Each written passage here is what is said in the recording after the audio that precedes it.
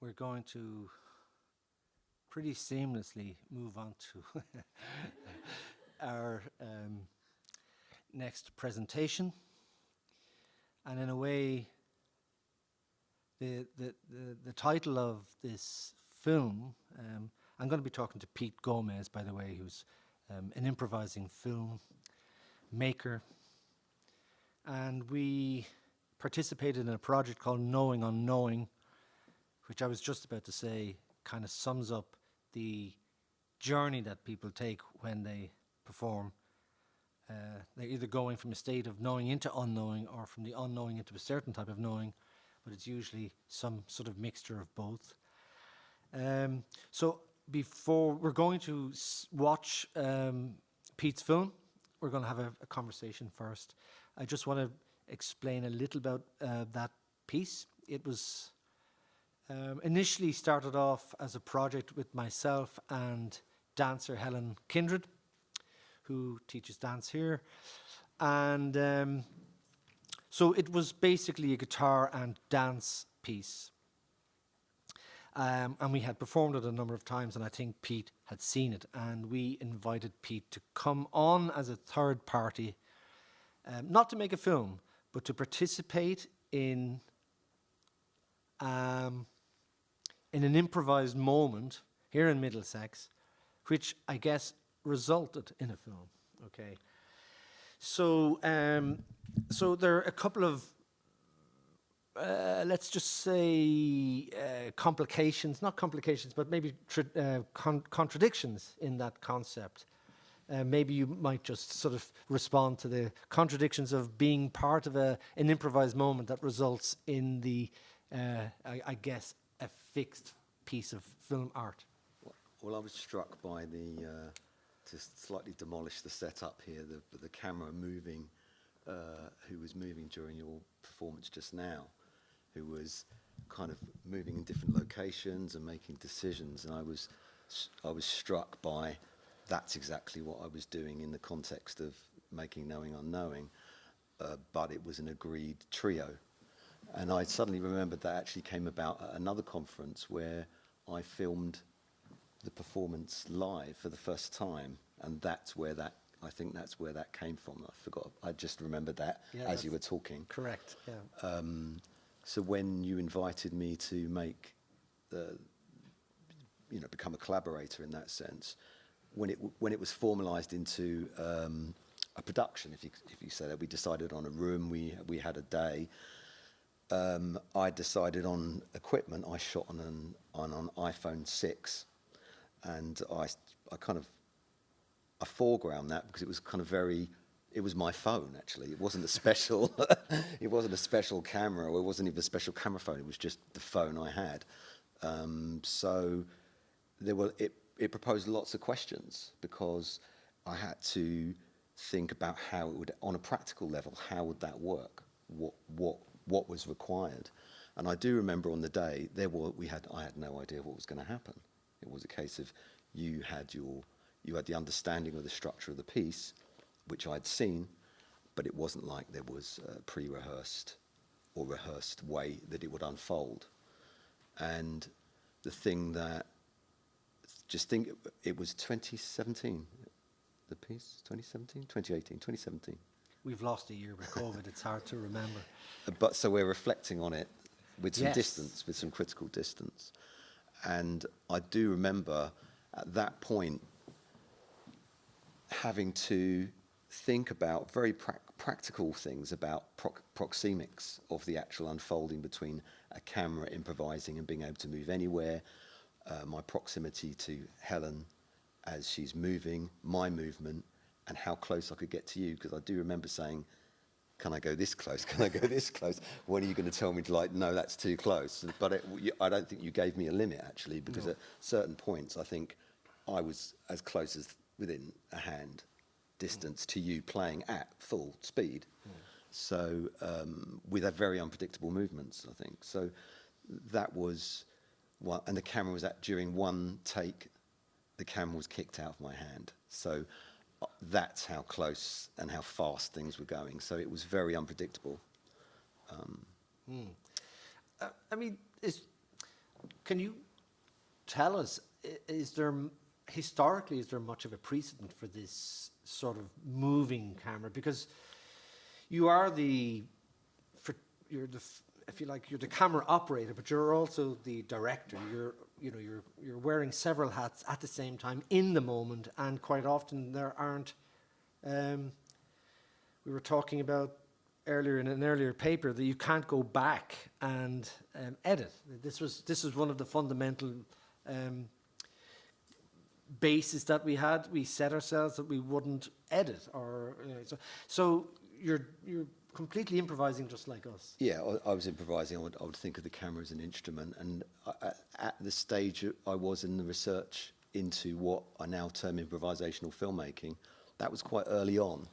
So I was uncovering what histories were there, and there's unwritten histories. My research wasn't into pulling those histories together, but I had to find reference points, and there's literally a handful of books. There's one dedicated book, some others, some dedicated papers. So it's not exactly an even emerging field. It's very embryonic, but it's definitely there. And the questions are posed as who is improvising, and most of the way improvisational filmmaking has been conceived is predominantly around improvised performance in front of the camera.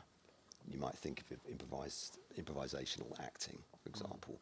You might say Cassavetes, John Cassavetes, or Mike Lee. It could be examples of that. But within that, those have been, up to now, been framed within improvised performance for the camera. And increasingly, there's a recognition of other ways to conceive improvisation as an improvisational film practice that necessarily begins to question other roles and their relationship to improvising of sound and camera in combination as an ensemble. So that's where I went to in some senses. I was, but when we were exploring Knowing Unknowing, there were some fundamental questions about how does this actually work. So I think working on a technical level, in terms of proximities, for example, but also on a level of practice as an improviser. So my experience of improvisation came out as a teenager. I used to go and see improvised music. I was in London. I saw as many people of free improvisers as possible at that time. So I was very well versed in improvisation, and that in that sense, and also as a practitioner within theatre practice. Mark Phoenix, I think he's probably online listening or watching. The third-person theatre companies and improvisational theatre companies. So I'd had experience as a practice from different disciplines, and this was beginning to take that knowledge into another kind of emerging practice of improvising with the camera, and shifting away from being an observer of an unfolding improvised act to being a participant, being a collaborator or a player. Yeah, I mean, when we see this, we're going to show the film to all our viewers. It's in 3 parts, but in the first part, myself and Helen are blindfolded, and so this, thankfully, Pete wasn't. I think that would have been. That would have been But interesting. that might have resulted in some very interesting film work. If you'd asked me, I would have done it. Yeah. But you mentioned there about Mo while myself and Alessia were performing, and this notion of proximity, and so we did have some ground rules. Yeah. There were. We agreed not to look into the camera. That was one rule. So that was, I guess, entering into a position where we were not acknowledging the camera.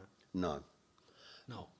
But I think there was also a much more integrated ensemble practice going on that I don't think we've ever really articulated, in sense of my observation of your movement, my relationship to your production of sound, the amplification of the sound, and then if I'm looking at you, my peripheral understanding of Helen's movement that might have been behind me, that I might have perceived through a shadow, for example.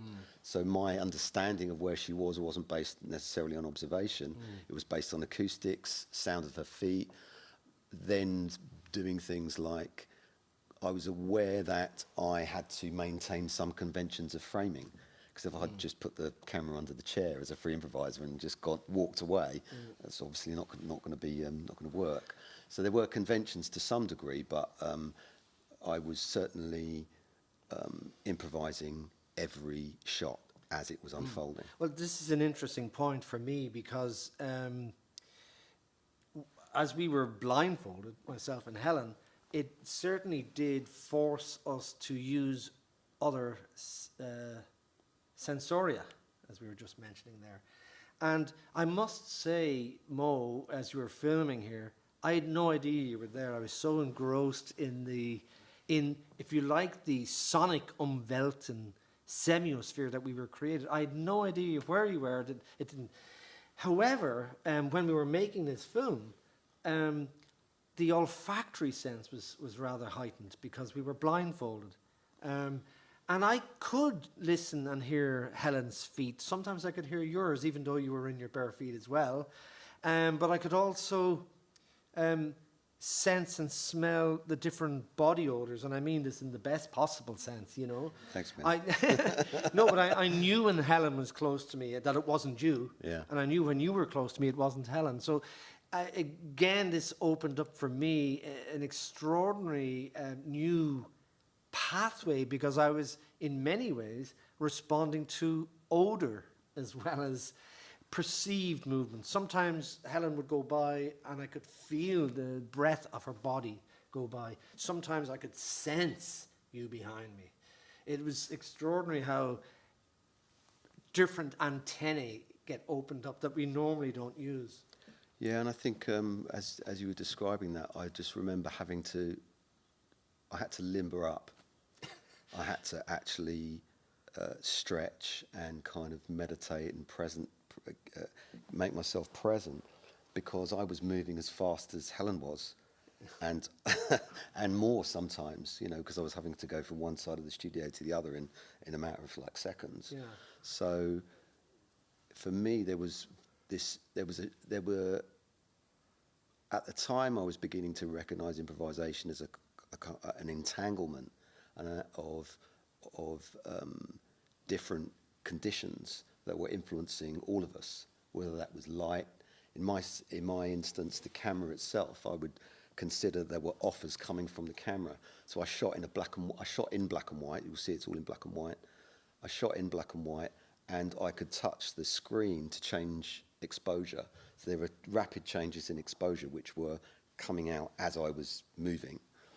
And so there were offers coming from the camera that if I turned the camera one way, the light would bleach the camera or bleach a body out. So I was making adjustments as I was going on that were just based purely on visual response. Well, can I ask you now, because I'm just thinking, I'm reminded now of Jen Kirby's talk about the interfacing with technology and having, I guess, enough control over the technology that you felt reasonably comfortable with that.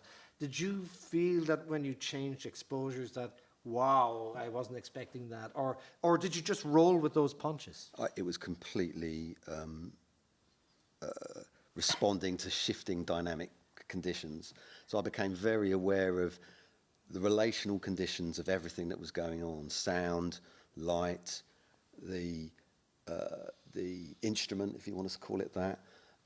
So that it wasn't conscious decisions. Sometimes, I think the only time that happened, the camera was quite crude. I had a gimbal, but sometimes if it wasn't behaving itself, it would dip or the balance would go, and I would that probably the only point I would come out and become conscious of it.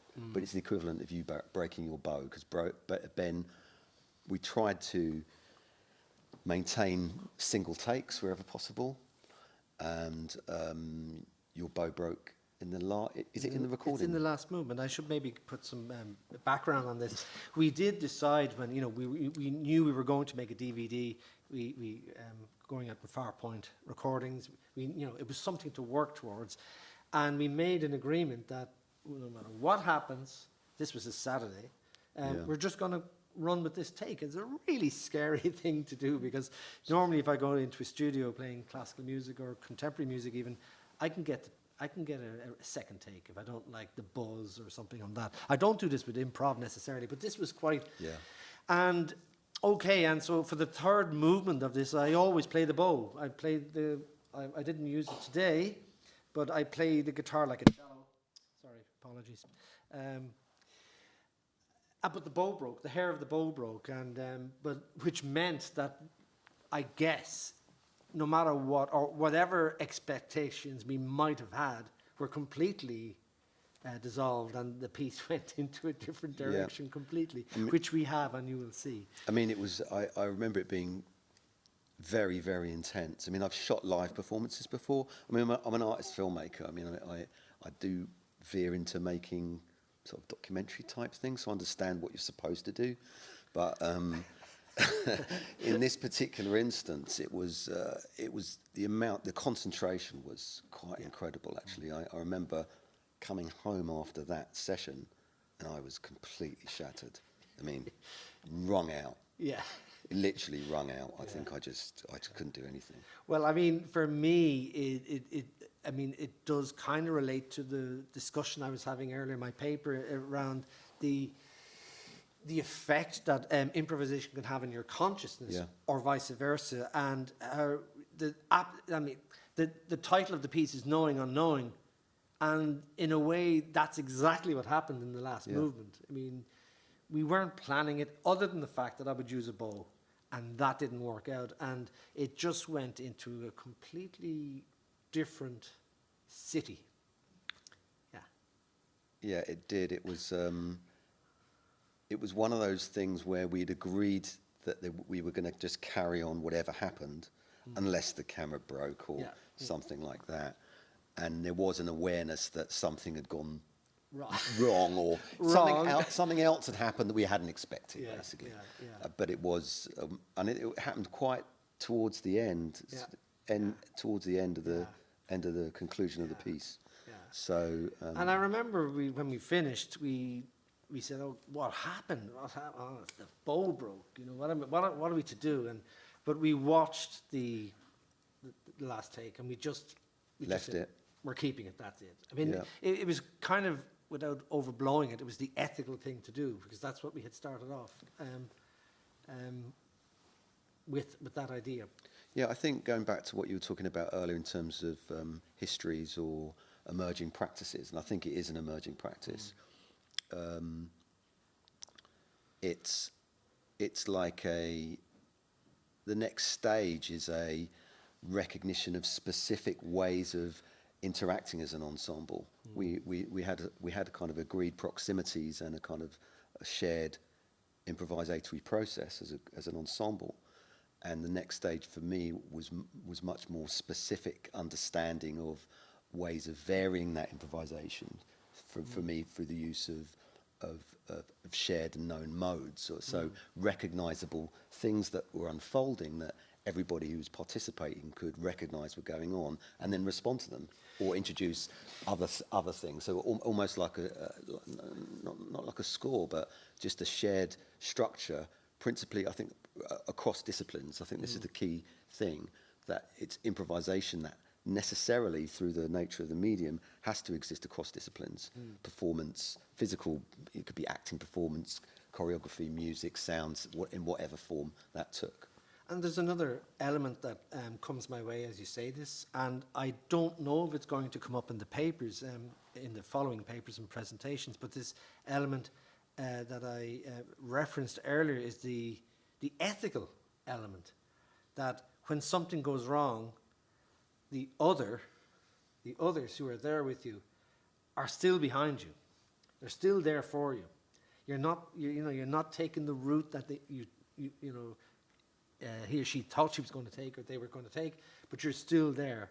And that is a kind of a model for how things might happen if I can say it, in the real world out there. That if things don't go the way you might think they are, that we still got your back, because we still ended up with something very beautiful. Yeah, it goes back to the kind of performance improvisation in theatrical terms, yes, and you're accepting the shifting conditions and you're adapting to those shifting conditions as they unfold, whatever those are. Yeah. So I think it's kind of an application of that way of thinking. It's been 3 years since we did this project together. How do you feel about it now after this this distance in time? I'm looking forward to seeing it actually, because I haven't seen it all the way through. A lot of, because when it's been screened, only been screened in part. Yeah. So right, we've only been seeing one part of it a lot. Yeah. So that's one thing, and I think from my point of view, my ideas have extended beyond this now. So I'd be intrigued to see what that responds to. My current sort of stage is I developed a functioning model for ensemble improvisational filmmaking. So it's interesting to see how the roots of those ideas were actually from this period. Oh, that's interesting. Yeah. So there is a link. Yeah. Well, I have to say, from a personal point of view, it was one of the most fulfilling projects that I've ever thanks, done. Ben. So I'm very grateful Thanks, Ben. to you for capturing Very it. kind, thank you. Is there a way that we can have this shown as a film? Yeah. So can I just ask you to put your hands together for Pete Gomes? Thank you.